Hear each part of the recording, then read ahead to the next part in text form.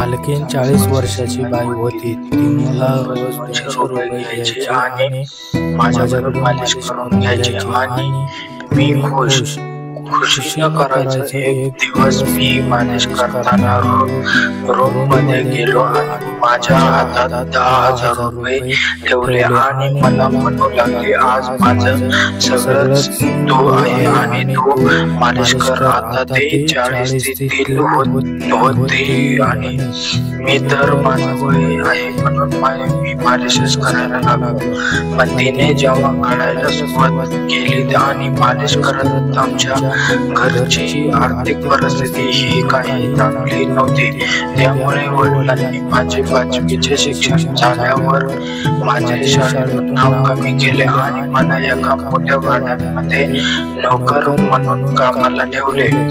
मला माझ्यापेक्षा 2 मोठ्या बहिणी होत्या आणि मला माझ्यापेक्षा 2 मोठ्या बहिणी होत्या आणि त्यांचे लग्न करायची जिम्मेदारी आताही माझ्यावरच होती. आई वडील ते जे लागत ते काम करत होते. मी ज्या ठिकाणी काम करायचो त्या ठिकाणी घरामध्ये माझी मालकीण, तिची सून, मुलगा आणि एक नात होती. तिचे नाव कोमल होतं. ते माझ्यापेक्षा 2 वर्षांनी लहान होते आणि माझ्या मालकीणचे नाव होते रामकली. वयाने जर 40 वर्षाची असली तरी ती दिसायला 30 वर्षाची वाटायची. तिचा नवरा मरून गेले 3 वर्ष झाले होते आणि त्यामुळे ती आपल्या मुलांसोबत राहत होती.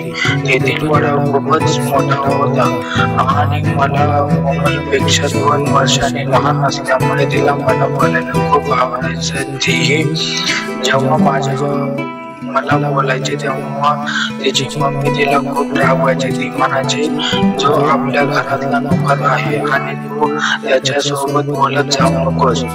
जेव्हा वेळ मिळेल तेव्हा कोमल माझ्याजवळ येऊन मला बोलण्याचे कारण कोमलला मला बोलायला खूप आवडायचं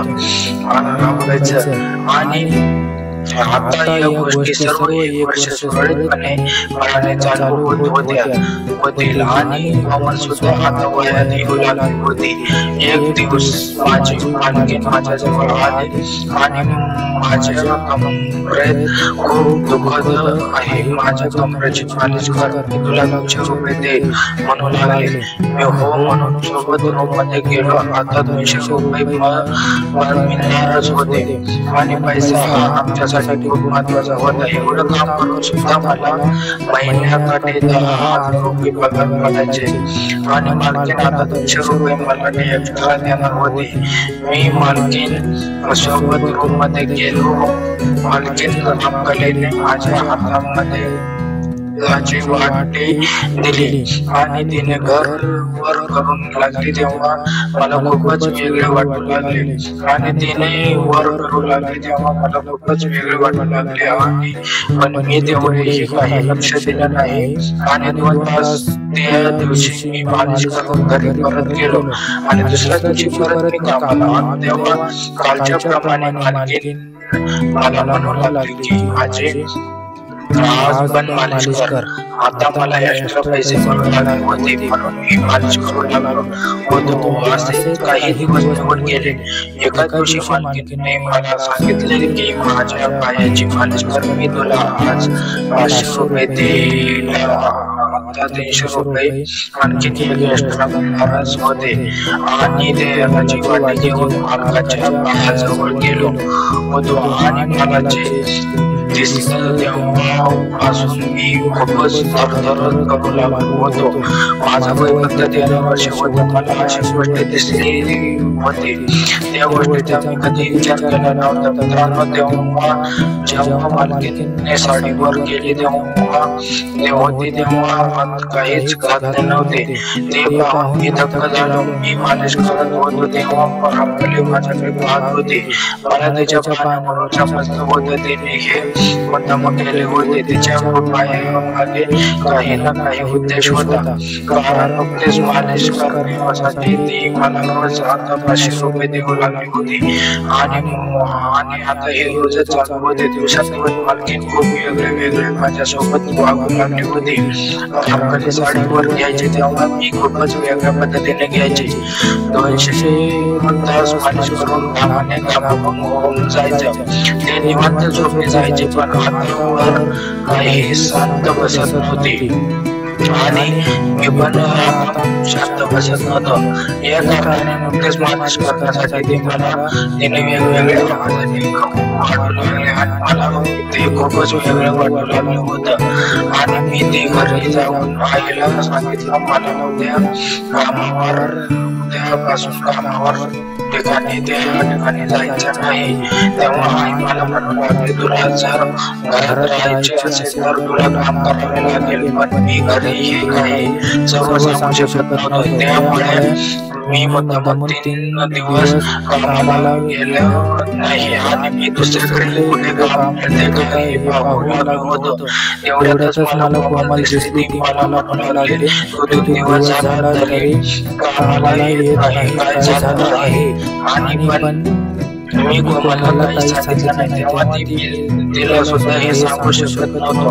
मला खूप लाज वाटू लागली होती. मी तिला एवढेच म्हणालो की तुझी आजी पुढे मीही काहीच बोललो नाही.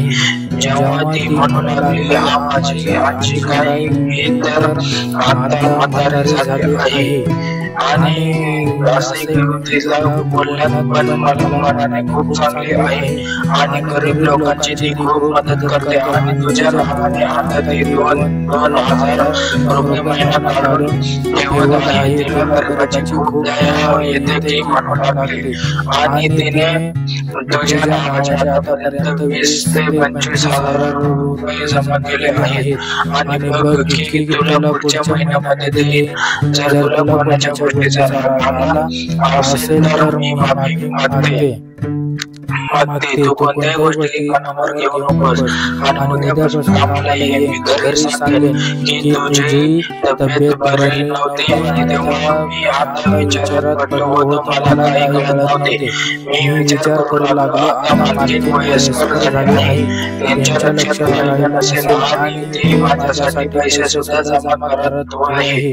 मी विचार सोडून देऊन दुसऱ्या दिवशी कामाला गेलो आणि तेव्हा मालकीन मला मालिश करण्यासाठी रूममध्ये बोलवलं. त्यामुळे मी आज लक्ष देऊन पाहिलं की मालकीने हात काहीच घालत नव्हते. मला ते स्पष्टपणे दिसत होते. मालकीन माझ्याकडे पाठ करायचे आणि मला मालिश करायला लावायचे आणि हे केलेले पैसे मला लगेच 2 तासांमध्ये मिळायचे आणि मी पण खुश व्हायचो. असंच मी रामकलीची मालिश करत बसलो होतो. तेवढ्यातच कोमलचे पप्पा रूममध्ये आले. तेव्हा मालकीने पटापट आपली साडी व्यवस्थित करून सर्व झाकून ठेवले. तेव्हा मला कळालं की मालकीन सुद्धा मुद्दाम म्हणून मला हे दाखवण्यासाठी करू लागली होती. तेव्हा रामकलीला कोमलचे पप्पा म्हणू लागले की आम्ही 3 दिवसांसाठी बाहेर जाणार आहे. रामकली म्हणाली, हो बरं ठीक आहे, काही हरकत नाही, तुम्ही जाऊन या निवांत या. मी आहे घरी आणि माझी कंबर दुखत आहे. कोमलच्या मम्मीने आईला फोन लावून सांगितलं होते की प्रतिमेला इथे 3 दिवसांसाठी राहू द्या. या तुम्हाला आणि तुम्हाला त्याचे 3,000 रुपये मी एक्स्ट्रा देईन. तेव्हा मला हे खूप वेगळं वाटू लागलं होतं आणि आता या 3 दिवसांमध्ये काम होणार आहे ते मी प्रश्न विचारत होतो. तेव्हा आईने सुद्धा म्हणाले की काही हरकत नाही आणि रात्रीच्या सुद्धा त्याला इथेच घरी राहू द्या. तेव्हा मी कोमलला म्हणू लागलो की कोमल, मला हे खूप वेगळे वाटत आहे आणि मला घाबरल्यासारखं होत आहे. तेव्हा कोमल मला म्हणू लागली की घाबरायला काय झालं, ती माझी आजी आहे आणि तुला ती आता सारखे समजते. तू काहीच टेन्शन घेऊ नकोस. मी 3 दिवसांमध्ये परत येईल. जसे ते जण निघून गेले, जसे मालकीन माझ्या हातात वाटे दिले आणि दुसऱ्या हातात 10,000 रुपये ठेवले आणि म्हणू लागले, आज मला संपूर्ण अंग दुखत आहे. आणि मला हे सगळं काही बरोबर वाटत नव्हतं आणि सगळ्या अंगाची मालिश कर तेव्हा मला हे खूप विचित्र वाटू लागलं होतं आणि दरवाजा लावून घेतला आणि प्रकाशाचा बल्ब लावून चालू केला. ते आता आपले सगळेच काढून ठेवलेले होते आणि माझ्या हातात त्याची वाटी होती. आता मी मालिश करायला बसलो.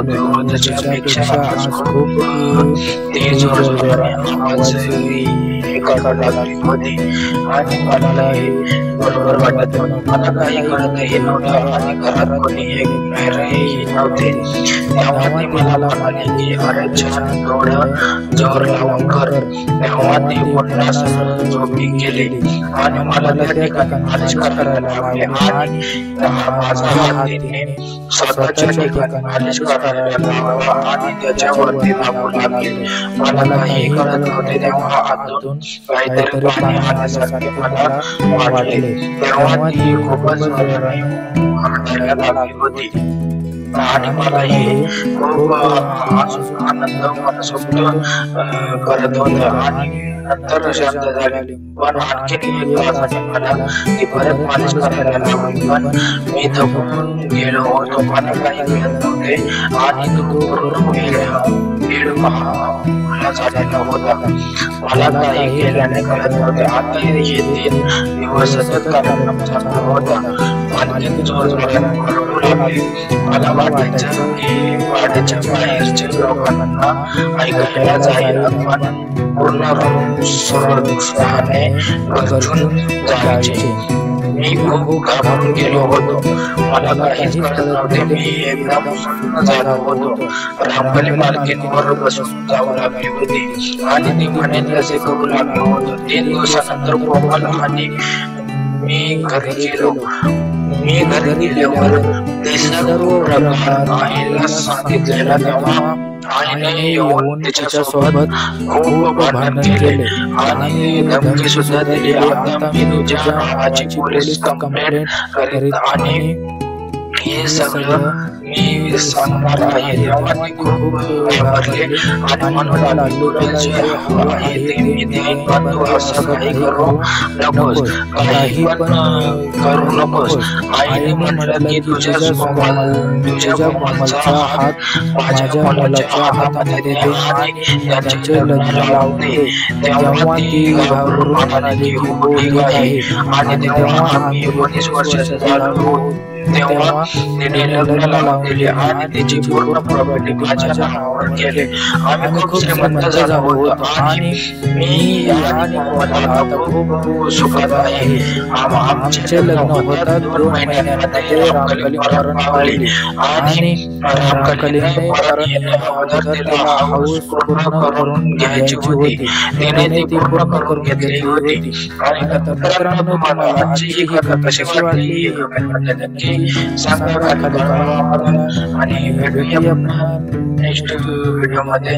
तर मित्रांनो ही स्टोरी कशी वाटली तुम्हाला नक्की सांगा. जेणेकरून चॅनल सबस्क्राईब करून घ्या जेणेकरून आपल्याला सबस्क्राईब करायला विसरू नका. व्हिडिओ कसा वाटला नक्की सांगा. व्हिडिओ लाईक करा शेअर करा. धन्यवाद मित्रांनो.